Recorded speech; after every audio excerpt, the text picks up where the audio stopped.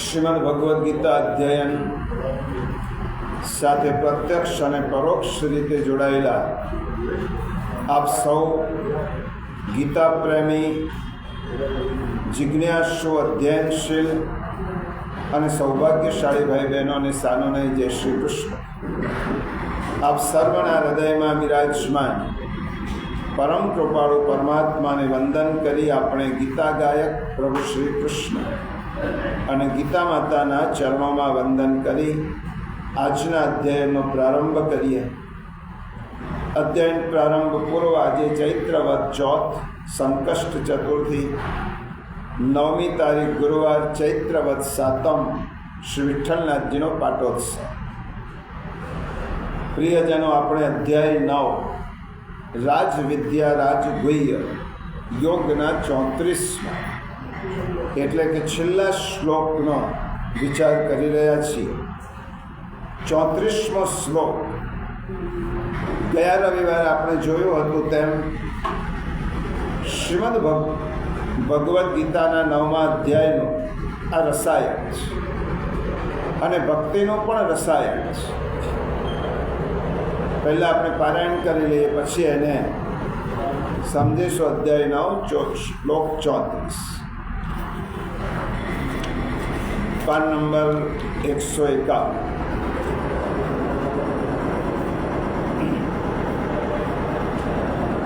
મન્મના ભવ મદ્ભક્તો મદ્યા જીવા નમસ્કુરુ મામે વૈશ્યાસે યોક્ત્વૈવં આત્માનં માતરાયણ. મારામાં મનને પરો, મારો ભક્ત બન, મારું પૂજન કરનારો થા, મને પ્રણામ કર. આ રીતે આત્માને મારામાં પરોવીને મારે પરાયણ થયેલો તું મને જ પામીશ. ભગવાને સ્વયં ભક્તિના 4 મહત્વના સ્તંભ આ શ્લોકમાં કહ્યા છે. પહેલી વાત કરી મન મના ભવ, મારામાં મન પરો. પછી ભગવાને બીજું કહ્યું મદ ભક્તો ભવ, મારો ભક્ત થા. પછી કહ્યું મદ્યાજી મામ, મારી પૂજા કર, મારી સેવા કર. અને ચોથું કહ્યું મામ નમસ્કુરુ, મને પ્રણામ કર. આમ કરવાથી તો મારાથી જોડાઈને મને પરાયણ બનશ. આ 4 આજ્ઞા બહુ મહત્વની છે. શ્રીમદ ભગવદ્ ગીતા એ ભક્તિનો સાર કર્યો છે. એમાં આપણે ગયા વખતે પહેલું ચરણ જોતા હતા, મન મના ભવ. ભગવાને પહેલી બહુ સુંદર આજ્ઞા કરી છે, તું તારું મન મારામાં પરો. ભગવાને આપણું મન માગ્યું છે અને ભક્તિમાં મન ભગવાનમાં પરોવો એ બહુ મોટી અને આવશ્યક વાત છે. પણ આપણી ભક્તિમાં બધું જ ભગવાનને આપણે અર્પણ કરીએ છીએ. મન સિવાય, આપણા મન સિવાય બધું જ ભગવાનને અર્પણ કરીએ છીએ, પણ મન આપણું અપાતું નથી આપણને ભગવાન પાસે. અને એટલા જ માટે આપણે વર્ષોથી ભક્તિ કરીએ, સેવા કરીએ, સ્મરણ કરીએ, પરંતુ ભગવાન પાસે પહોંચવામાં આપણે અસમર્થ છીએ, કારણ કે ભગવાન જે માગે છે એ આપણે નથી આપતા. શ્રી મહાપ્રભુજીના શબ્દોમાં કહું તો આપણી ભક્તિ પુષ્ટ થતી નથી. મન ભગવાનને નથી આપતા, એટલા માટે ભક્તિ પુષ્ટ થતી નથી. અને ભક્તિને પુષ્ટ કરવા માટે શ્રી મહાપ્રભુજીએ પુષ્ટિ માર્ગ આપ્યો. આપણી ભક્તિને પુષ્ટ કરવાની છે, એટલા માટે પુષ્ટિ માર્ગ. તો ભક્તિને પુષ્ટ કરવા માટે આ પુષ્ટિ માર્ગનો પણ હાર્દ છે. આપણે આવતા રવિવારે જોઈશું કે આ શ્લોકમાં સિદ્ધાંત મુક્તાવલીના 3 સિદ્ધાંતો ભગવાને કહ્યા છે. શ્રી વલ્લભે આ શ્લોક પરથી જ કદાચ આ ભક્તિના સિદ્ધાંતો એ પ્રગટ કર્યા છે. ભક્તિને પુષ્ટ કરવા માટે મન ભગવાનને આપવું ખૂબ જરૂરી છે. એક બહેનને એક બાળક આવ્યું. ઘણા વખતે છોકરો આવ્યો હતો એટલા માટે અત્યંત આનંદિત હતી.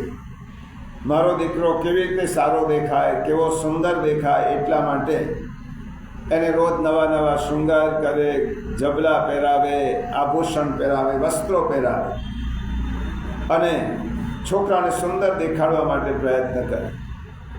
બધું જ કરે પણ પોતાનું સ્તનપાન ન કરાય. એટલા માટે પરિણામ શું આવ્યું? દિન પ્રતિદિન બાળક કૃશ થતું ગયું, સુકાતું ગયું અને બાળક ક્ષીણ થતું ગયું. એટલે તે વધારે શણગારવા લાગી કે મારું બાળક હજી વધારે સારું દેખાય, એટલા માટે શણગાર કરવા લાગી. ઘરેણાં, આભૂષણો, વસ્ત્રો પાછળ અઢળક ખર્ચ કરે છે. એકવાર તેની મોટી બહેન ઘેર આવી અને એને પૂછ્યું કે બેન, આ બાળક કેમ આટલું બધું નબળું પડતું જાય છે? શું કરે છે તું એના માટે? કંઈ કે જો એના માટે હું આટલા ઘરેણાં, દાગીના, પોશાક બધું જ લાવી છું. રાત દિવસ એને વિચાર કરું છું કે મારો બાળક કેમ સુંદર દેખાય. મોટી બહેને પૂછ્યું, બધું જ બરાબર છે, તું એને તારો ધાવણ ક્યારે આપે છે? તું એને પોષણ ક્યારે આપે છે? ત્યારે પેલી બહેન કહેવા લાગી કે એને શણગારવામાં, પોશાક વસ્ત્રો પહેરાવવામાં મને એને પોષણ આપવાનો સમય જ નથી મળ્યો. મોટી બહેને કહ્યું કે આ બધું એક બાજુ મૂક અને તારા બાળકને તો તારું પોષણ, તારું સ્તનપાન કરાવ અને પોષણ આપવાનું શરૂ કર. પહેલાં શણગાર ન હોય, પહેલાં પોષણ. પહેલાં એને તારું ધાવણ આપ અને બાળકને પુષ્ટ કરવો હશે તો માએ પોતાનું પોષણ આપવું પડશે. તેમ ભક્તિને પુષ્ટ કરવા માટે શ્રીમદ ભગવદ્ ગીતામાં કહું તમે બધું જ આપો છો, મન નથી આપતા. એટલા માટે આપણી ભક્તિ ક્ષીણ થતી જાય છે, આપણી ભક્તિ પુષ્ટ થતી નથી.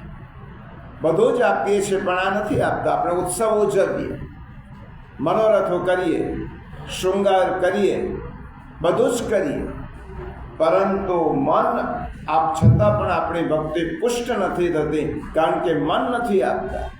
મનોરથનો અર્થ શું? આપણા વૈષ્ણવના મનમાં તો વારે વારે રોજ મનોરથ ઊભા થાય. મનોરથનો અર્થ થયો આપણા મનરૂપી રથને ભગવાન પાસે લઈ જવા. આ મનોરથનો અર્થ. આપણું મનરૂપી રથ છે એને પ્રભુની પાસે લઈ જવા. અને એટલા માટે મનોરથ. મનોરથમાં પણ ભગવાનને મન જ આપવાનું છે. આપણા મનનું, આપણા અંતઃકરણનું શુદ્ધિકરણ અને ઉર્ધ્વીકરણ થતું નથી. મન શુદ્ધ નથી થતું, મનનું ઉર્ધ્વીકરણ નથી થતું, તો પછી મન કેવી રીતે ભગવાનને આપીશ? એટલે ભગવાને પહેલી આજ્ઞા કરી, મન મના ભવ. આ પહેલી જ આજ્ઞા છે. આપણે આવતા રવિવારે જોઈશું. શ્રી મહાપ્રભુજી કહ્યું, ચેતસ્તત પ્રવણમ સેવા. ચિત્તને ભગવાનમાં પરોવવું એનું નામ સેવા. પ્રભુમાં ચિત્ત પરોવવું હશે, મન ભગવાનને આપવું હશે, તો આપણું મન ભગવાનને આપણે કેવી રીતે આપીશું? કારણ કે મન તો 8 પ્રકારના દોષોથી યુક્ત છે. આપણું મન કેવું છે? 8 પ્રકારના દોષોથી યુક્ત છે. અને દૂષિત મન ભૂષિત કર્યા વગર ભગવાનને કેવી રીતે અપાય? આપણે કોઈ પણ સામગ્રી બહારથી લાવીએ ત્યારે પહેલાં શું કરીએ? તેને એ સામગ્રીને શુદ્ધ કરીએ, સિદ્ધ કરીએ અને સાચીએ. બજારમાંથી લાવેલી સામગ્રી પહેલી જ ભગવાનને ના ધરી દેવાય. એવી રીતે આપણું મનને શુદ્ધ કરવું પડે, સિદ્ધ કરવું પડે અને પછી ભગવાનને અપાય. એટલે આપણા દૂષિત મનને આપણે ભગવાનને આપી શકતા નથી.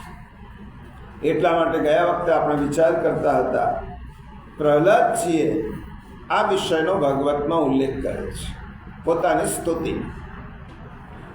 43 શ્લોકોની સ્તુતિમાં પ્રહલાદજીએ એક શ્લોકમાં એમ કહ્યું, પ્રભુ તમે મારી પાસે મન માગો છો, ભક્તિમાં તમે મન અમારી પાસે માગો છો, પરંતુ પ્રભુ અમારું મન તો 8 દોષોવાળું છે, 8 પ્રકારની અશુદ્ધિઓવાળું છે. આવું મન કેવી રીતે અપાય? પ્રહલાદજી શ્લોકમાં કહે છે કે પ્રભુ પહેલું અમારું મન કેવું છે? દુરિતમ. એનો વિચાર આપણે કર્યો. અમારું મન ખોટા રસ્તે લઈ જાય છે. દુરિતમ, જ્યાં જવું છે ત્યાં લઈ જતું નથી, ખોટા માર્ગે લઈ જાય છે. પછી કહ્યું મન દુષ્ટ છે. દુષ્ટ એટલા માટે છે કે બીજાના દોષો જુએ છે, પોતાના જોતું નથી. એટલા માટે મારું મન દુષ્ટ છે. મારું મન દુષ્ટ એટલા માટે છે કે તે પોતાનું સારું ઈચ્છે છે અને બીજાનું ખોટું ઈચ્છે છે. આ બધા મનની લાક્ષણિકતાઓ છે. પ્રહલાદજીએ ભાગવતમાં કહ્યું છે. માટે મનનો સ્વભાવ દુષ્ટ છે. જીવા સ્વભાવ તો દુષ્ટ. મહાપ્રભુજી પણ કહે છે દુષ્ટ મન બીજાના દોષો જુએ છે અને પોતાના દોષો તરફ તેની દ્રષ્ટિ જતી નથી. ત્રીજું કહ્યું મનનું લક્ષણ અસાધુ છે. હે ભગવાન, મારું મન કેવું છે? કુટિલ છે. અસાધુનો અર્થ કુટિલ થાય, વાંકો છે, વક્ર છે. જે ન કરવાનું તે બધું જ કરે છે અને કરવાનું કશું કરતું નથી. જે ન વિચારવાનું બધું જ વિચારે છે અને વિચારવાનું વિચારતું નથી. એટલા માટે મન વાંકું છે. આ 3 વાતો આપણે ગયા વખતે જોઈ. મન દુરિતમ છે, દુષ્ટ છે, અસાધુ છે. પછી પ્રહલાદજી કહે છે તીવ્રમ, મન ભટકતું છે. મારું મન ભટકે છે ચારે બાજુ, મરકટની જેમ કુદાકુદ કરે છે. એનો સ્વભાવ જ છે. આપણે અહીંયા બેઠા હશું તો મન ક્યાંનું ક્યાં પહોંચી જશે. તમે મનથી એક જ ક્ષણના 100મા ભાગમાં કોઈ પણ ઠેકાણે પહોંચી જાઓ. મરકટ જેવો સ્વભાવ છે. આ કુદાકુદ કરે છે, ભટકવાનો મનનો સ્વભાવ છે. સેવામાં બેઠા હોઈએ તો વિચાર કરજો કે આપણું મન ક્યાં ક્યાં ફરી આવે છે. સેવામાં છીએ, ઠાકોરજી સન્મુખ છે અને મન ક્યાં જાય છે? દામોદર શેઠવાળાનો પ્રસંગ આપણને તો 84 વૈષ્ણવમાં એમની ગણતરી થાય એવા ભગવદીય વ્યસનાવસ્થાને સિદ્ધ કરેલા. એમનું મન પણ સેવામાં હતા. ત્યારે બજારમાં ગયો, વિચાર કરે છે કે આજે ચંપલ નવા લાવવા છે અને એક બાજુ શરીરથી સેવા છે અને મનથી તેમને વિચાર કર્યો. એક વૈષ્ણવ મળવા આવે, દાસીને પૂછ્યો શેઠ ક્યાં છે? તો શેઠ બજારમાં ગયા છે. સેવા દામોદરદાસ શેઠ સેવાના રૂમમાં સાંભળે કે બજાર હું તો અહીં છું ને દાસીએ કેમ કહ્યું બજારમાં ગયો છું. એટલે શેઠ સેવા પહોંચીને આવ્યા. કેમ? તે પેલા વૈષ્ણવને એમ કહું કે હું બજારમાં છું. શેઠ ક્ષમા કરજો, તમે શરીરથી પ્રભુની સન્મુખ હતા પણ તમે મનથી બજારમાં ભટકતા. એટલા માટે મેં કહું કે તે બજારમાં ગયા છે. આપણું મન કેવું છે? ક્યાંક ચારે બાજુ ભટકે છે અને એ આપણું મન કલ્પના પણ નહીં હોય તેવી જગ્યાએ દોડશે, તેવી જગ્યાએ ભટકી આવશે. મન કેવું છે? તીવ્ર છે. પછી કામાતુર છે, લાલચું છે. આપણું મન લાલચું છે, કામનાઓથી ભરેલું છે. મત્સ્ય જેવું છે, માછલી જેવું. નાનકડો લોટનો ટુકડો માછલી ખાવા જાય છે ને જાળમાં ફસાઈ જાય છે. એવી રીતે મારું મન મત્સ્ય જેવું છે, માછલી જેવું છે અને કામનાઓની જાળમાં એ ફસાઈ જાય છે, વિકારોમાં તે ફસાઈ જાય છે. એટલા માટે આ મારું લાલચું મન છે. કેવું લાલચું મન છે? એક ભાઈ એકાદશ કરી, ઘણીવાર 11 આવતી, આગલા દિવસે આવે અને પછીના દિવસે. આ સિદ્ધાંતની વાત છે એટલા માટે સમજી લો. તમને એમ થતું હશે, સાથે સાથે એ પણ કહી દો કે જ્યારે 2 એકાદશી આવે ત્યારે વૈષ્ણવોએ બીજી એકાદશીને ભાગવત એકાદશી કહેવાય, પહેલી નહીં. કારણ કે પહેલી એકાદશી દસમ સાથે જોડાયેલી છે અને બીજી એકાદશી છે એ બારસ સાથે જોડાયેલી છે. જ્યારે દસમ અને બારસ સાથે જોડાયેલી એકાદશી હોય ત્યારે શ્રી નિબંધમાં મહાપ્રભુજી આજ્ઞા કરી કે દસમના દિવસે અસુરોનો જન્મ થયો અને બારસના દિવસે દેવોનો જન્મ થયો હતો, એટલા માટે આપણે અસુરો સાથે જોડાયેલી તિથિનો વ્રત નથી કરતા, દ્વાદશીનું વ્રત કરીએ છીએ. પછી એ દ્વાદશી ભલે સૂર્યોદયની અમુક ઘડી જ હોય અને પછી આખો દિવસ બારસ, છતાં પણ વ્રત કયું કરવાનું? બારસના દિવસે આવતી એકાદશી, પહેલી એકાદશીને અને બીજી બે 11 પંચાંગમાં તો લખેલું હોય. એક ભાઈ એકાદશીનું વ્રત કર્યું અને એ દિવસે મહેમાન વેવૈયો આવ્યા. હવે એમને 11 નહોતી એટલે ઘરમાં ભજીયા બનાવ્યા, ગોટા બનાવ્યા મેથીના. અને પછી વેવાઈએ પૂછ્યું, મને તો 11 છે, પણ ઘરવાળીને કહું કે આ ગોટા આવા ગરમા ગરમ ગોટા છે, અને એમ કે જો 2 એકાદશી છે ને, હવે આજની એકાદશી હું નહીં કરું, કાલે કરીશ. આજની એકાદશી જવા. આ મન શું છે? લાલચું છે. નાનકડી લાલચ મનને ફસાવી દે છે. પછી મન કેવું છે? હર્ષાતુર. આ પહેલાંથી 8 વાતો કહે છે ભાગવત. હર્ષાતુર છે, હર્ષથી ગાંડું ઘેલું થઈ જાય છે. થોડોક અનુકૂળ સ્થિતિ આવી, સુખના પ્રસંગો આવ્યા એટલે મન કૂદવા લાગશે, ગાંડું ઘેલું, હર્ષાતુર. થોડું ધન મળે અને એટલો બધો પાગલ થઈ જાય મન. આપણે સાંભળેલું દ્રષ્ટાંત છે, છતાંય કહી દો, હર્ષનો પણ આઘાત હોય છે. જેવી રીતે દુઃખનો આઘાત હોય એવી રીતે હર્ષનો આઘાત હોય છે. સાંભળેલું છે, હૃદય રોગના એક દર્દી જીવનભર એને સંઘર્ષ કર્યો વેપાર ધંધો કરવામાં, પણ કોઈ દિવસ મોટો ફાયદો થયો. હવે એને હૃદયનો રોગ હતો, હૃદય નબળું હતું, અને એક દિવસ ધંધામાં કોઈ કારણસર જમીનના સોદામાં કે સોદામાં એને 25 લાખનો ફાયદો. હવે હૃદય રોગનો એ દર્દી હતો, પથારીવશ હતો, એટલે ફેમિલી ડૉક્ટરે કહ્યું, એક કામ કરો દીકરાઓને કે તમારા પિતાને આ સમાચાર એકદમ ના કહીશ, કારણ કે હૃદય નબળો છે અને એકદમ હર્ષનો આવેગ આવે તો પણ ખોટું. એકદમ આ સમાચાર ના કહેશો. દીકરાઓને કહ્યું કે હું તમને સમજાવીશ, એના મનને તૈયાર કરીશ. અને બીજા દિવસે ડૉક્ટર આવ્યા, દર્દીની પેલા ભાઈ પાસે બેઠા, વેપારી પાસે, અને કહેવા લાગ્યા કે જુઓ, બધું તમારી તબિયત તો બહુ સારી થતી જાય છે, આમ છે તેમ છે, બધી થોડી આડી અવળી વાતો કરી. પછી કહ્યું કે ચાલો હવે તમે વેપારમાં જાઓ દુકાને, અને પહેલા જ દિવસે તમને 50,000નો ફાયદો થાય તો શું કરો? 5 લાખ રૂપિયાનો સોદો તમારો મંજૂર, ફાયદો થયો, શું કરો? પેલા એમ કહું, આજ સુધી આટલો મોટો તો લાભ થયો જ નથી, સામાન્ય વેપારી છો અને આવું શક્ય જ નથી. પણ એમ કે થાય તો એમ કરતાં કરતાં એના મનને તૈયાર કરે.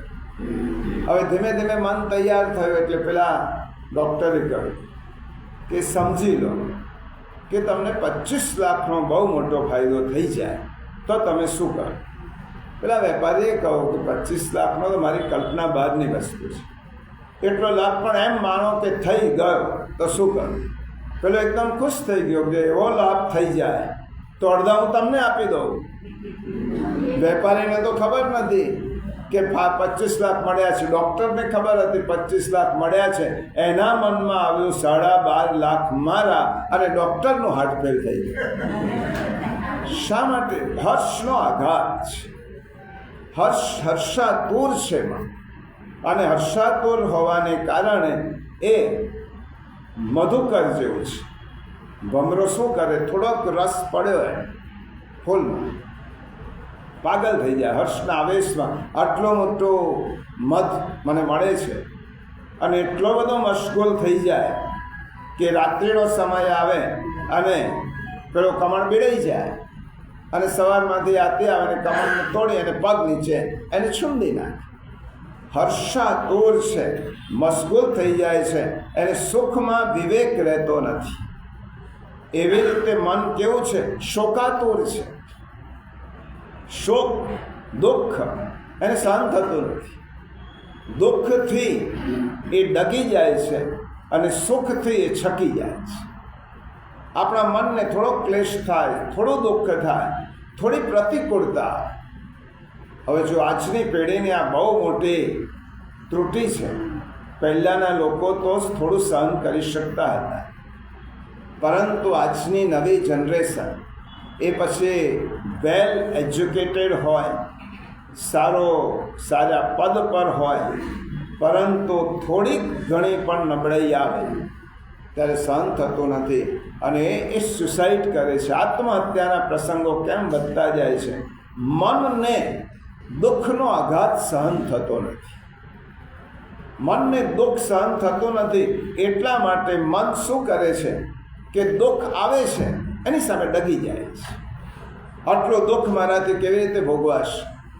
અને એના માટે એક મનોચિકિત્સકે બહુ સુંદર ઉપાય કહ્યો છે કે પહેલાંના જમાનામાં શું છે, મોંઘવારી હતી, આવક ઓછી હતી, એટલે આપણા બધાને અનુભવ છે, જે લોકો 50, 55, 60 ઉપરના છે, આપણને જે જોઈતું હતું તે મળતું નહોતું. જે પહેરવા જોઈએ, જે ખાવા જોઈએ, જે ફરવા જોઈએ, આ બધું મળતું નથી. આપણા મા બાપ એમ કહેતા હતા કે ના, હમણાં શક્ય નથી અને મારી શક્તિ બહારની વસ્તુ છે. એટલા માટે આપણું મન બાલ્યાવસ્થાથી આ ટેવાયેલું છે કે હું જે ઈચ્છીશ તે મળવાનું નથી, જે ઈચ્છવાનું છો તે નહીં મળે. એવી રીતે આપણું મન કેળવાયેલું છે બાલ્યાવસ્થાથી.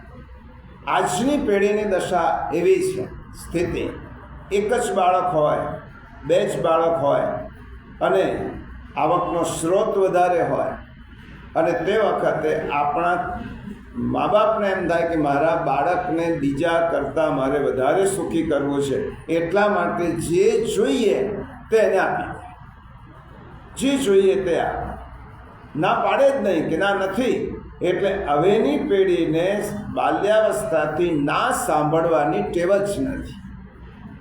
આપણું ઘડતર છે, એને ના સાંભળ્યું જ નથી. મને મોબાઈલ જોઈએ તો મોબાઈલ, બાઇક જોઈએ તો બાઇક, આ જોઈએ તો આ, મને બધું જ મળ્યું છે. એટલે એના મનમાં એક એવું ઘડતર થયું છે મન કે મને જોઈએ અને મળવું જોઈએ.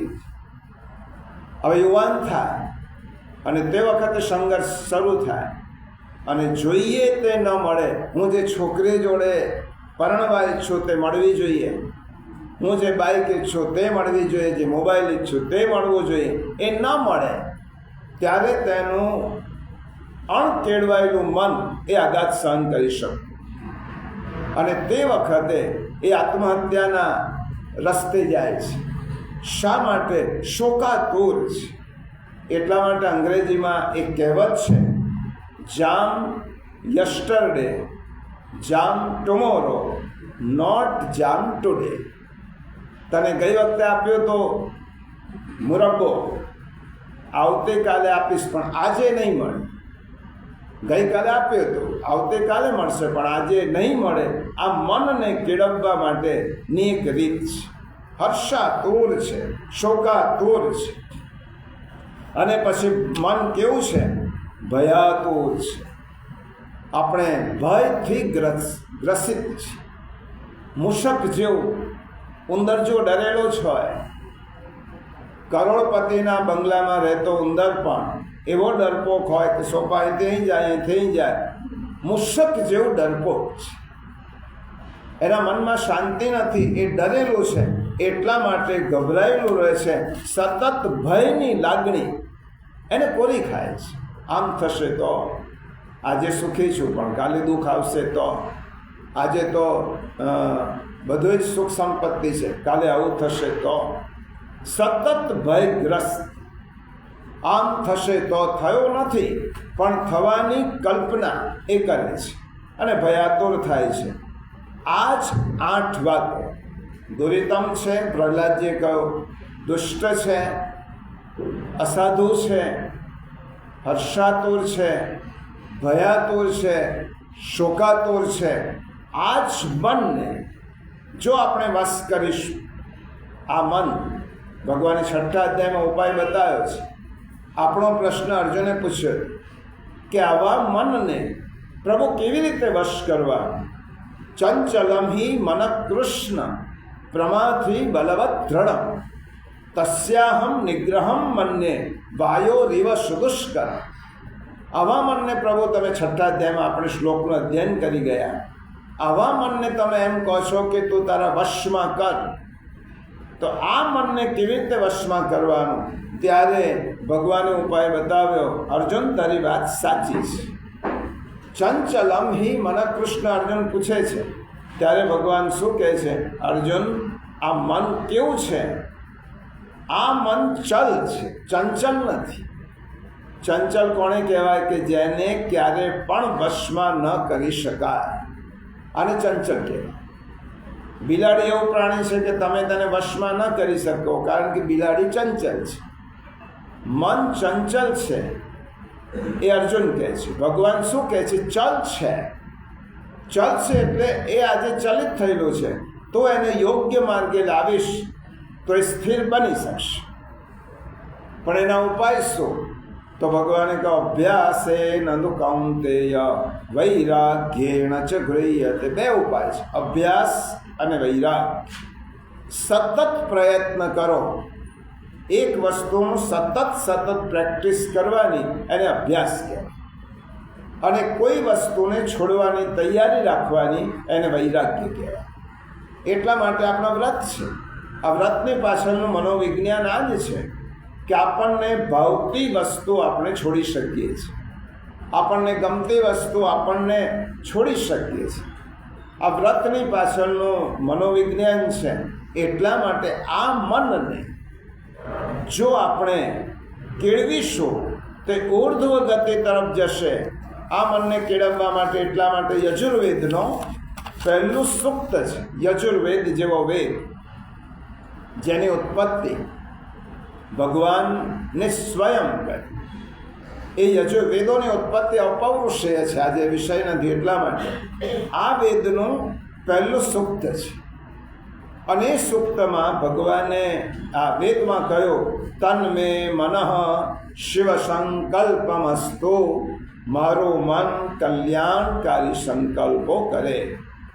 અને મનની લાક્ષણિકતા યજ્જાગ્રતો દૂર મુદૈતિ દૈવમ તત્સુતુ સુપ્તસ્ય તથૈવેત્તિ દુરંગમન જ્યોતિષાન જ્યોતિરેકં તન્મે મનઃ શિવ સંકલ્પમસ્તુ. અમારું આ વેદમાં મનની વિશેષતાઓ, ભાગવતમાં મનની ત્રુટિઓ સમજાય. વેદમાં શું કહ્યું? દૂર જઈ શકવાની ક્ષમતા છે આ મન. તમે બેઠા બેઠા દુબઈ પહોંચી જાઓ, અમેરિકા પહોંચી જાઓ, શરીર અહીં છે.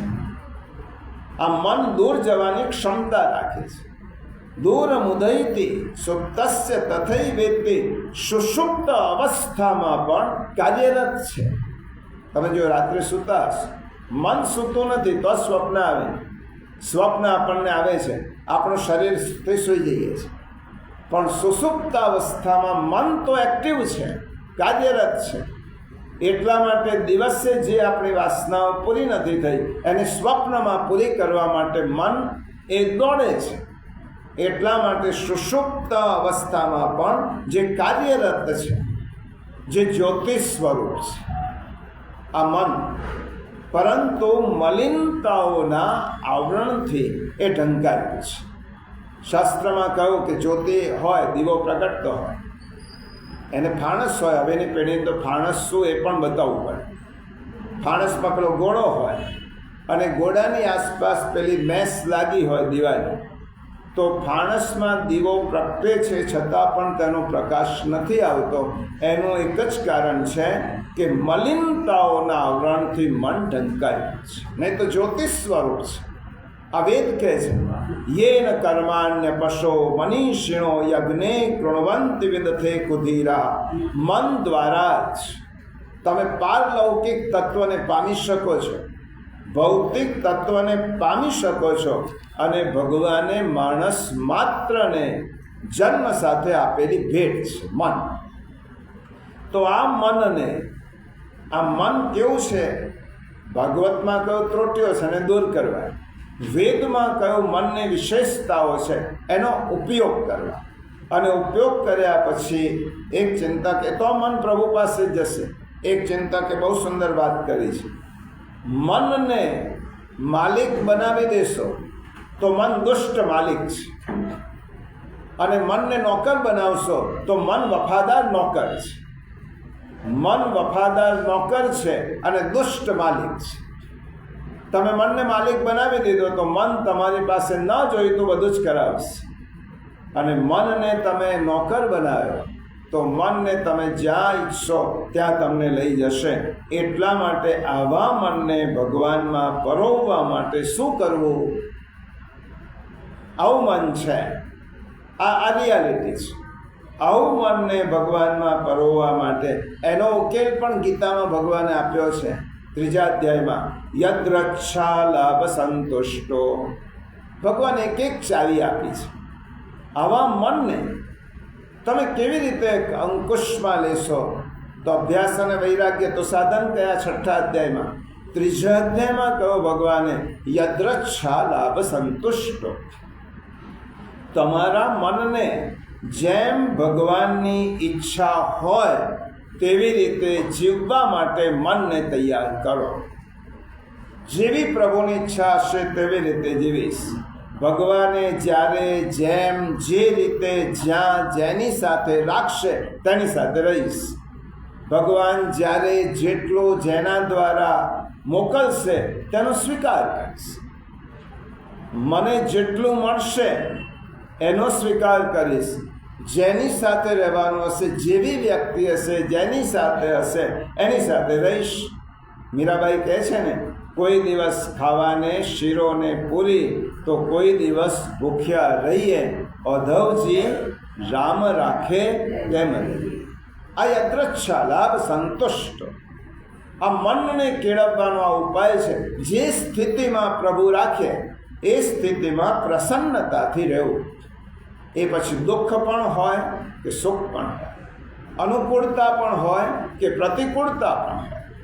એટલા માટે યદ્રચ્છાનો અર્થ શું થયો?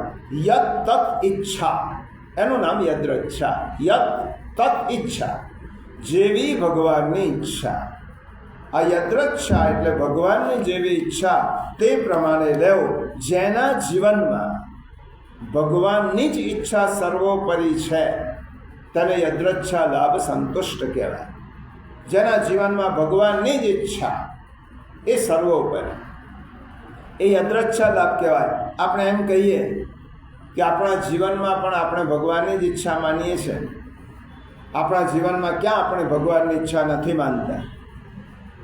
સાચી વસ્તુ એ છે, ઘણા ધમ પછાડા કર્યા પછી આપણું ધાર્યો ન થાય તો આપણે મજબૂરીથી એમ કહીએ છીએ જેવી ભગવાનની ઈચ્છા. સંતો પહેલેથી કહે છે કે ભગવાન તારી ઈચ્છા પ્રમાણે જીવીશ, અને આપણે પણ ભગવાનની ઈચ્છા કહીએ છીએ. પણ મેળવવા માટે, વસ્તુ પામવા માટે ઈચ્છા કર્યા પછી ઘણા બધા ધમ પછાડા કરીને પછી ન મળે, ચાલો જવા દો, ભગવાનની ઈચ્છા. આ દ્રાક્ષ ખાટી છે કારણ કે દ્રાક્ષ પડી નથી. એવી રીતે આ તો આપણે પડ્યા એટલે નમસ્કાર. એક મારવાડી વેપારી જંગલમાં જતો હતો, જૂના કાળની વાત, અને ઝરણામાં જળ પીવા ગયો. તેમાંથી ખિસ્સામાંથી એક રોકડો રૂપિયો, એ વખતે કિંમત હતી, પડી ગયો ઝરણા.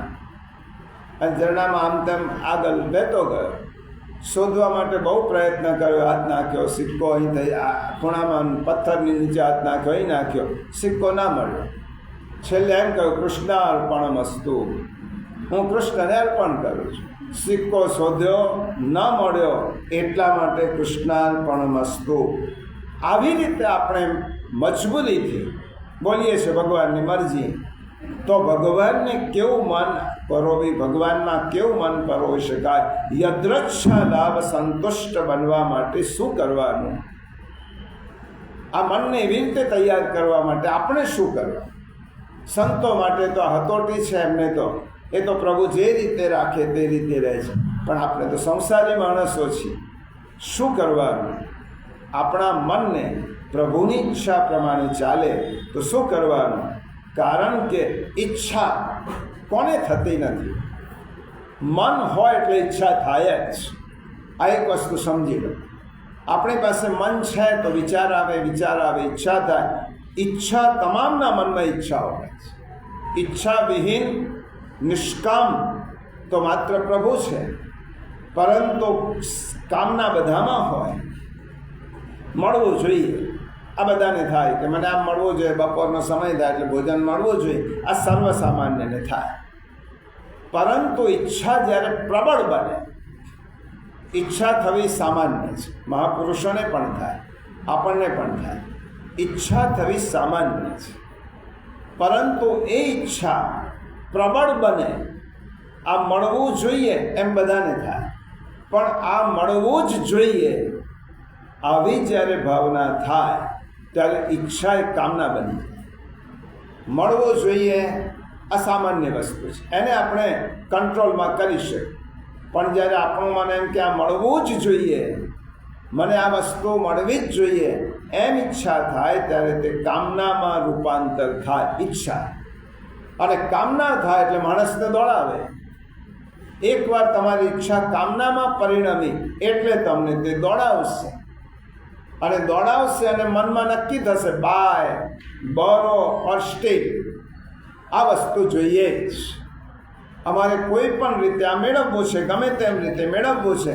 એ મેળવવા માટે માણસ સાચું ખોટું બધું જ કરવા તૈયાર, અને એ બધું કરવા તૈયાર થાય જ્યારે કામના દોડાવે છે ત્યારે તૃષ્ણા બની જાય છે. ઈચ્છા એનું પરિપક્વ રૂપ કામના, અને કામના જ્યારે અતિશય દોડાવે ત્યારે તૃષ્ણાનું રૂપ લે છે.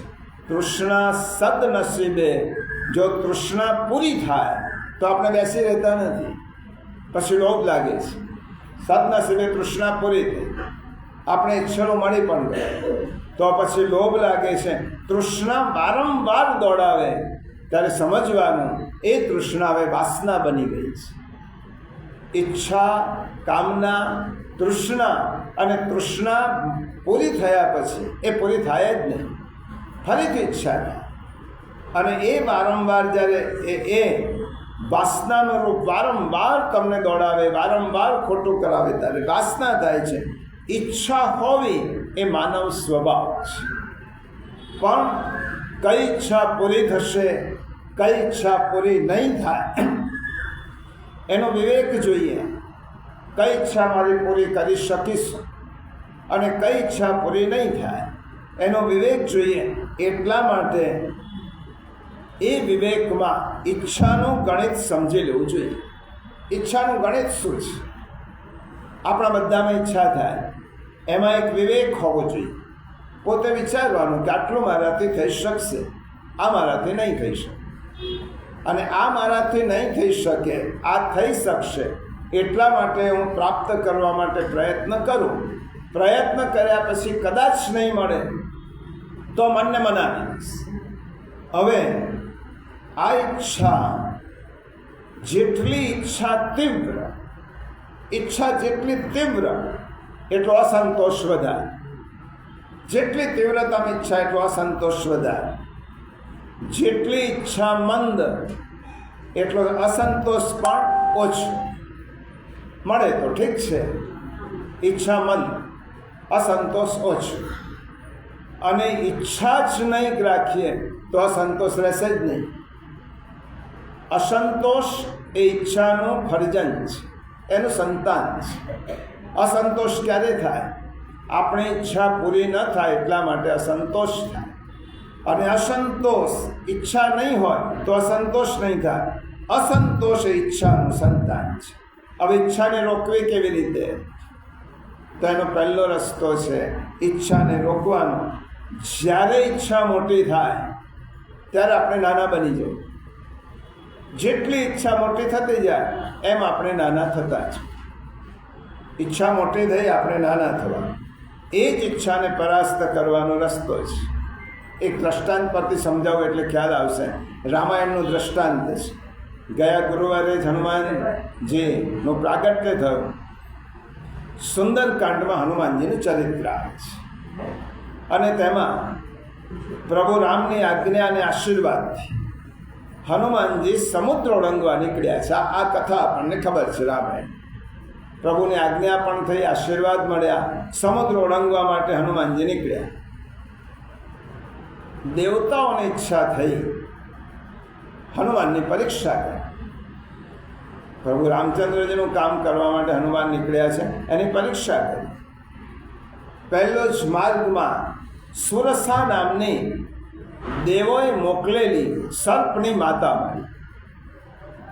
સુરસા દેવોએ મોકલેલી આ સર્પની માતા હનુમાનજીની બુદ્ધિની પરીક્ષા કરવા માટે આવી છે.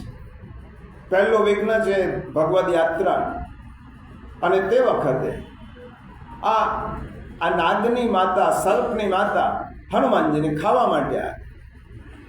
તો મારો ખાદ્ય છે, હું તને ખાઈ દઈશ, હું ભૂખી છું.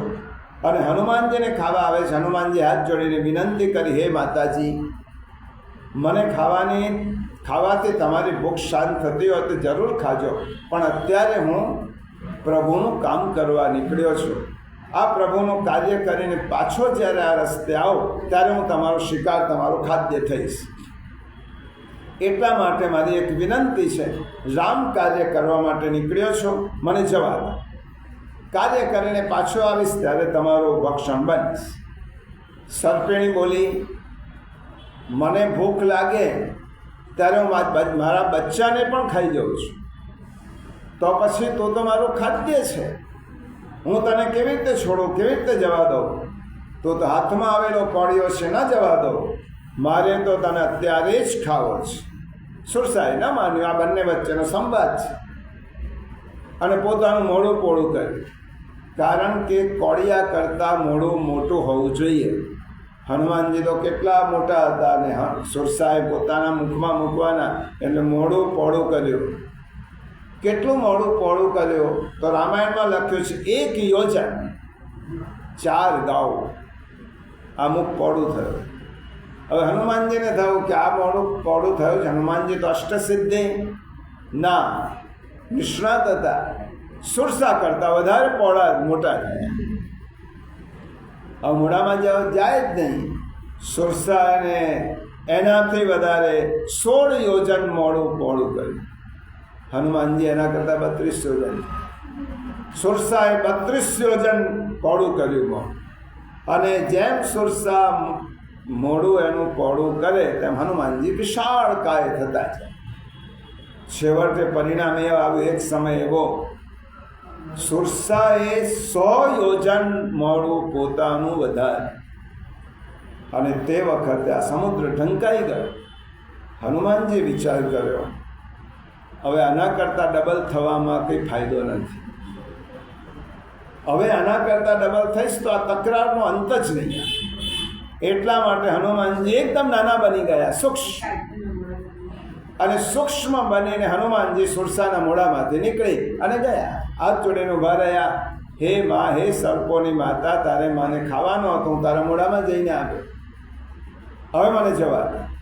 સુરસા પ્રસન્ન થઈ, 2 હાથ જોડીને સુરસાને કહ્યું. સુરસા પ્રસન્ન થઈ, હનુમાનજીનું બુદ્ધિ કૌશલ્ય જોયું. સુરસાએ વરદાન પ્રભાવી. આ સુરસાનો અર્થ શું થાય? ઈચ્છા. ઈચ્છા જ્યારે જેટલું મોડું પોળું કરે, તમે એની સામે મોડું પોળું કરવા જશો તો એનો અંત આવવાનો જ નથી. ઈચ્છા જેટલી વધે એટલા આપણે નાના થવા. જેટલી ઈચ્છા મોટી એટલા નાના થઈએ તો તેમાંથી નીકળી જવાય. પણ આપણે જેટલી ઈચ્છા થાય છે તેના કરતાં વધારે મોડું કરતા જઈએ છીએ, અને પરિણામ શું આવે છે? પરિણામ એક જ આવે છે, ઈચ્છા છે એના કરતાં આપણી ઈચ્છાઓ મોટી છે, મોડું પણ પોળું કરીએ છીએ. પરિણામ શું આવે છે? એક જણે કહ્યું,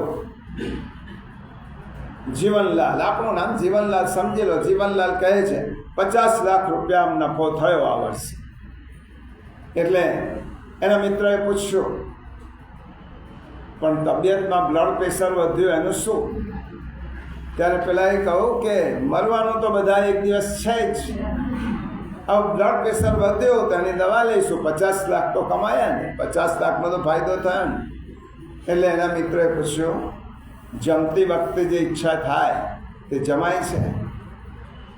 જીવનલાલ બોલ્યા, ના, નથી જમાતું, કારણ કે ડાયાબિટીસ છે, એટલે જમવાની ઈચ્છા થાય તે જમાતું નથી. રાત્રે ઊંઘ આવે છે.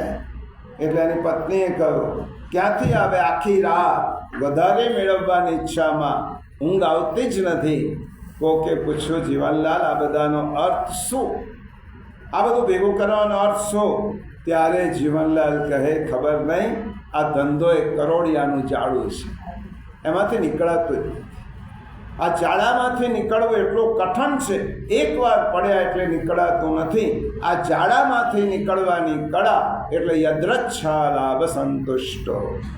ભગવાન જે રીતે, જે સમયે, જે રીતે રાખે એ રીતે રહું. આટલું બધું કર્યા પછી રાત્રે વિચાર કરો, શેષ શું બચશે? રાત્રે સૂતી વખતે કરો, આટલી દોડધામ કર્યા પછી શેષ બાકી શું રહ્યું? અને શેષ એટલે રાત્રે સૂતા પછી જો પ્રસન્નતા થાય તો આ પ્રસન્નતા એ શેષ છે. જીવનમાં મળ્યા પછી કોઈને શાંતિનો અહેસાસ થાય તો શાંતિ શેષ છે. ગુણાકાર અને ભાગાકારમાં શેષ પર આપણું ધ્યાન જતું નથી, કારણ કે ગુણાકાર ગણિતમાં શેષ કદાચ નગણ્ય માનતા હશો, પણ જીવનમાં શેષનું મહત્વ બહુ મોટું છે. ગણિતમાં કદાચ એ નગણ્ય ગણીએ, પણ જીવનના ગણિતમાં શેષનું બહુ મહત્વ છે. બધો વેપાર કર્યા પછી મનમાં પ્રસન્નતા રહેતી હોય તો સમજવાનું પ્રસન્નતા શેષ બચી છે. બધો જ વેપાર કર્યા પછી મન પ્રસન્ન રહેતું હોય તો સમજવાનું આ મારી મૂડી છે. બધા કામો કર્યા પછી લોકોને મળવાથી જો શાંતિ મળતી હોય તો સમજવાનું આ શેષ છે. આ મારું બાકી રહેલું આટલું જ બરાબર. સમગ્ર જીવતરને અંતે લોકો પૂછવાનું, તમારું આખું દોડ્યા પછી બાકી કેટલું રહ્યું, શેષ શું રહ્યું? માનવ જીવનની આ નવી વાસ્તવિકતા છે. શ્રીમદ ભગવદ્ ગીતા માત્ર આધ્યાત્મિક ગ્રંથ નથી, મનોવૈજ્ઞાનિક ગ્રંથ છે, જીવનને ઉન્નત બનાવવાવાળો ગ્રંથ છે. ભગવાને મન માગીને, પ્રભુએ આપણી પાસે કેટલું માગી લીધું છે. એક મન માગ્યો, પણ ભગવાને મનની સાથે કેટલું માગ્યું? માનવ જીવનની આ નરવી અને કડવી વાસ્તવિકતા છે કે આપણે હંમેશા ઈચ્છાઓનો સરવાળો અને ગુણાકાર જ કર્યો છે. ઈચ્છાઓનો સરવાળો કર્યો છે અને એનો ગુણાકાર કર્યો છે. આ માનવ જીવનમાં તમે જોજો, શરૂઆતમાં, જીવનની શરૂઆતમાં સરવાળાનો યુગ આવે. જીવનની શરૂઆત થઈ, સરવાળો થાય, પત્ની આવી, સંતાન ઉમેરાય, કમાણી ઉમેરાય, પદ ઉમેરાય, પ્રતિષ્ઠા ઉમેરાય. જીવનના પહેલા તબક્કામાં આપણે પ્લસ પ્લસ પ્લસ પ્લસ કરતા જ જઈએ.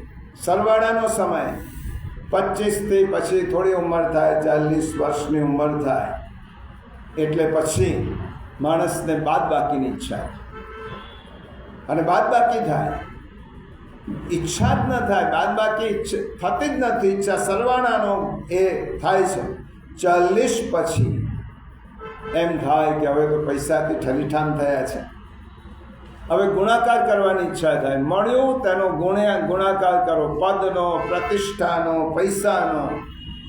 એટલે બધા જ લોકો આપણે પૂછતા હોય, સમાજમાં પ્રતિષ્ઠા હોય, માન મર્તબો હોય, સંપત્તિ ભેગી કરેલી હોય, સમાજમાં મોભો હોય, રિદ્ધિ સિદ્ધિની અવસ્થા હોય. પહેલી અવસ્થા સરવાળાની, બીજી અવસ્થા ગુણાકાર, અને પછી 55-60 રિટાયરમેન્ટ આવે એટલે માણસની જીવનમાં ભાગાકાર થાય. ભાગાકાર થાય એટલે દીકરા દીકરીના લગ્ન આવે, બંગલો બાંધવાનો હોય, બચાવેલી મૂડીમાંથી ધીમે ધીમે ધીમે આવકનો ભાગ ખર્ચાય, ભાગાકાર થાય. સમયનો ભાગ ખર્ચાયો, પોતાના માટે દોડતા નથી, બીજાના માટે દોડવા. સમય જાય, શક્તિ જાય. હવે નવી શક્તિ ક્યાંથી આવે? 60 પછી. આ ભાગાકાર છે. નવી આવક ક્યાંથી કમાવા જાઓ? ભાગાકાર છે, ખર્ચાતી જાય. અને પછી 70, 65, 70 પછી બાદબાકી થતી જાય. 65-70 આવે એટલે માણસની બાદબાકી થાય. સત્તા, ધન, કીર્તિ એ બધાની બાદબાકી થાય. કોઈ અંગત 2-4 માણસો મળવા આવે જ, અને માણસની બાદબાકી માણસને ખટકે છે. સરવાળો ખટકતો નથી, પણ મને કોઈ બાદ કરી દે એ માણસને ખટકે છે. અને માણસના દુઃખની શરૂઆત બાદ બાકીથી થાય. હવે બધે બાદ બાકી. હવે પરિવારમાં કોઈ મત પૂછતું નથી, સમાજમાં કોઈ મોભો નથી, બધો હતો બાદ થઈ ગયો અને માણસ હૈયાવરા ઠાલવે. અને પછી એને સત્ય સમજાય છે, સ્વાર્થી વિશ્વ સકલ આ તો જ સખા સાચો. અને જીવનની બાદ બાકી થાય.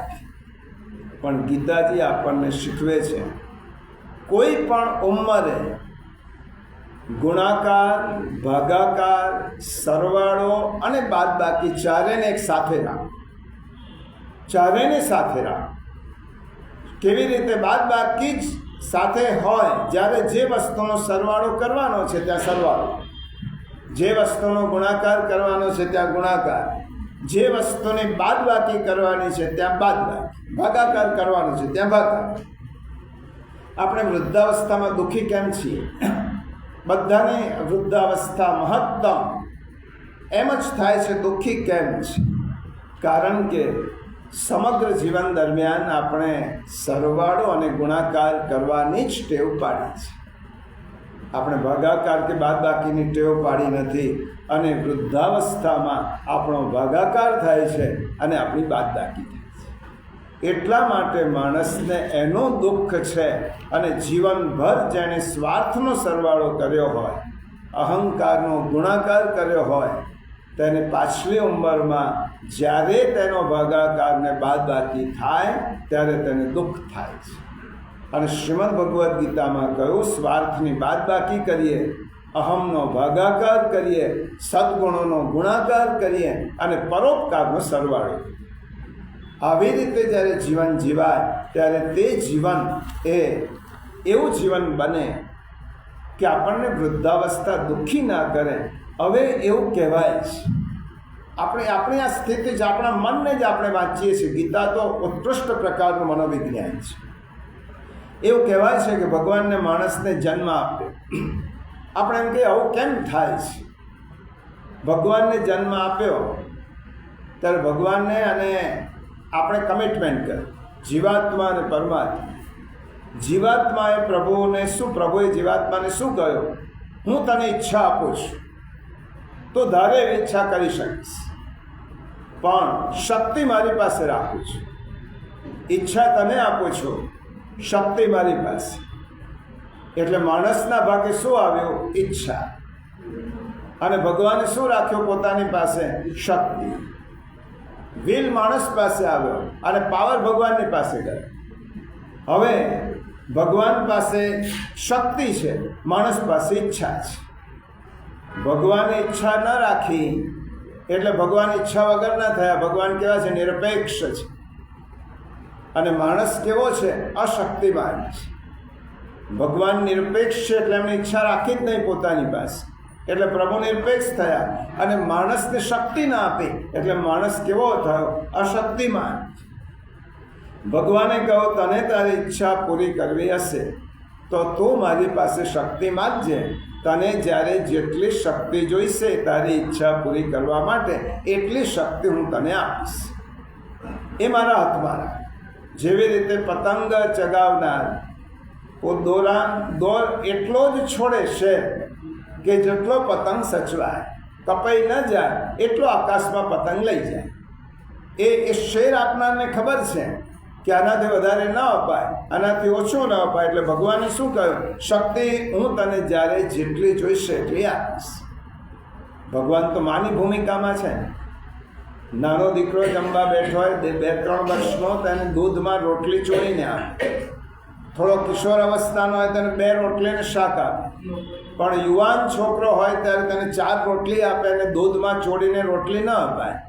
એને એવી રીતે આપે. એવી રીતે ભગવાનને ખબર છે કે કોને તેની ઈચ્છા પૂરી કરવા માટે કેટલી શક્તિ આપવી, એટલી ભગવાન આપે છે.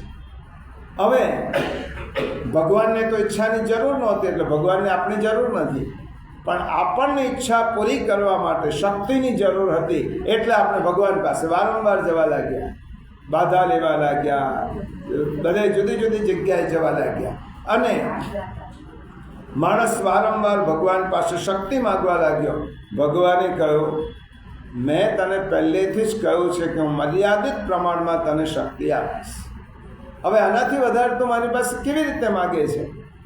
એટલે માણસે ભૂલી ગયો. પરિણામ શું આવ્યો? માણસ ઈચ્છા વધારે કરવા લાગ્યો અને શક્તિ સીમિત હતી. અમર્યાદ ઈચ્છાઓ અને મર્યાદિત શક્તિ, અને એના કારણે શું થયું? ઈચ્છાઓ પૂરી નથી થતી, અને ઈચ્છાઓ પૂરી નહોતી થતી એનું કારણ ભગવાને રિમોટ કંટ્રોલ પોતાની પાસે રાખ્યું, શક્તિ. અને એટલા માટે નીતિશાસ્ત્રએ કહ્યું, તમારી શક્તિ ભગવાને જેટલી આપી હોય એટલી ઈચ્છા કરો. શક્તિ ભગવાનની પાસે માગવાની છે, જેટલી આપી એટલી ઈચ્છા કરો. આપણે ગુજરાતીમાં કહીએ છીએ ને, ચાદર જેટલી હોય એટલા પગ પહોળા કરવા. આપણી શક્તિનો વિચાર કર્યા વગર આપણી ઈચ્છાઓ વધારશું તો છેવટે દુઃખ જ મળવાનું છે. આપણો મૂળ વિષય ભૂલી ન જાઓ. ભગવાને આપણી પાસે કહ્યું છે, મન મના, તો તારું મન મને આપ. ભગવાનને આપણે કહીએ કે મનમાં તો 8 પ્રકારની ત્રુટિઓ છે, અને આવું મન પ્રભુ તમને આપવું હોય તો મારા મનને આ બધા દોષોથી મુક્ત કરવું હોય તો શું કરવું? તો પછી કહું, યદ્રચ્છા એટલે ઈચ્છાઓ પર મર્યાદા રાખો. અને ઈચ્છાઓ પર મર્યાદા રાખવા માટે શું કરવાનું? તો ભગવાને કહ્યું, હવે પુષ્ટિમાર્ગની વાત સિદ્ધાંત આવે છે, આજે નથી લેતા. ઈચ્છાઓ પર મર્યાદા મૂકવા માટે ઈચ્છાને ધર્મયુક્ત બનાવી દો. આપણી ઈચ્છાઓ અને વસ્તુઓ વચ્ચે ધર્મનિષ્ઠ ઈચ્છા એટલે શું? ઈચ્છા અને વસ્તુ વચ્ચે ભગવાનને મૂકી દો, ઠાકોરજીને વચ્ચે પધરાવી દો. અને વચ્ચે જો પ્રભુને પધરાવશો તો પુષ્ટિમાર્ગમાં શ્રી મહાપ્રભુજી આપણને શીખ આપી છે. તમને કોઈ પણ શ્રેષ્ઠ વસ્તુની ઈચ્છા થાય ત્યારે પહેલો વિચાર પ્રભુનો કરો. આ ઈચ્છાઓને ધર્મયુક્ત બનાવવા માટેનો રસ્તો પહેલો પ્રભુનો વિચાર કરો. ગુસાઈજીએ પણ બહુ સુંદર, ગુસાઈજીએ તેમ કહું, આપણે કશું જ છોડવાનું નથી. રાગ ભોગ શૃંગાર જેમ છે ઉપયોગ કરીએ છીએ એમ કરવાનો. એક વસ્તુ વિચારી લો, આ રાગ ભોગ અને શૃંગાર આજ સુધી હું મારા માટે કરતો હતો, આજે એવો વિચાર કરો, હું પ્રભુને નિવેદિત કરી અને પ્રસાદી રૂપે તેનો ભોગ કરીશ. તો આ ઈચ્છા શું થશે? ધર્મયુક્ત. આપણી ઈચ્છાઓને મર્યાદા મૂકવા માટે ભક્તિશાસ્ત્રમાં અને વિશેષ કરીને પુષ્ટિ માર્ગમાં આ રસ્તો છે. જે ખાવાની ઈચ્છા, ઉત્તમ વસ્તુ લાવો, પણ મનમાં મારા માટે નહીં, પ્રભુ માટે. આ પ્રભુ માટે હું લાવું છું, આ પ્રભુ માટે મારે જરૂર છે. ઈચ્છા થઈ પણ પ્રભુ, સિઝનનું પહેલું ફળ વિચાર કરો, ભગવાન આપના માટે છે. તો આ ઈચ્છાને શું થશે? ધર્મની એક મર્યાદા ઊભી થશે. વચ્ચે પ્રભુ આવ્યા. પુષ્ટિ માર્ગમાં તો ત્યાં સુધી કહું કે કોઈ પણ શ્રેષ્ઠ વસ્તુ જોઈને મનમાં ઈચ્છા થાય અને પછી વિચાર કરવાનો કે આ વસ્તુ તો હું ખરીદી નથી શકતો, પણ પ્રભુ આવી સુંદર વસ્તુઓ આપને મેં ધરાવી હોય તો કેટલો આનંદ આવે. તો મહાપ્રભુજી કહે છે, મનથી તમે ભગવાનને એકવાર બધું આપ્યો ને તો પણ મનથી તે પ્રભુ આરોગશે. તે આરોગવાના જ છે. કુંભનદાસનો પ્રસંગ ખબર છે.